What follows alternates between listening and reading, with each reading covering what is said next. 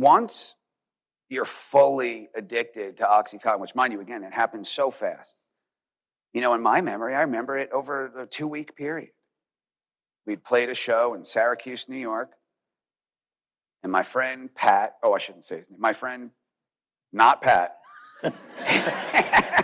hands me a pebble-sized piece. Now, mind you, I'd taken plenty of Vicodins, drinking all the time. I'm not uncomfortable about this tiny pebble, this piece of dust in my hand.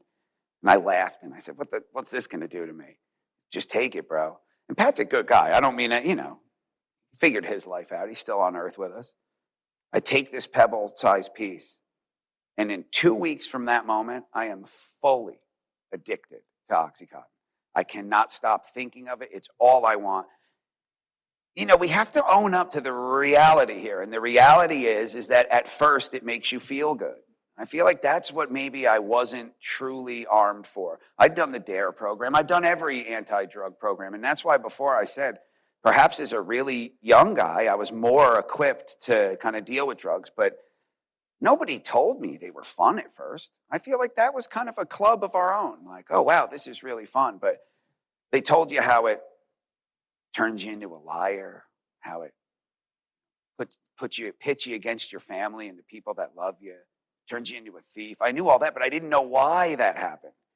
And then you kind of get let into this secret, dark, kind of sexy club. This was rock and roll. You know what I said that night? And I promise you this is true.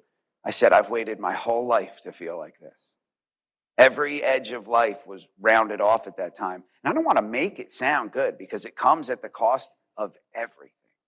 And I'm living proof. Everything. Maybe that's the moment, man. Maybe that's when things really, I've waited my whole life to feel like this. What a powerful thing to say. And then the next day it was more. And then the next day it was more. And I kid you not, man, in a 2-week period, I tried to stop and felt off. Felt weird. I said, no, I can't be an addict. It's been 2 weeks, but I'd already gotten up to about an 80 a day. We were sniffing them already. We were taking them in ways you're not supposed to. We were abusing them.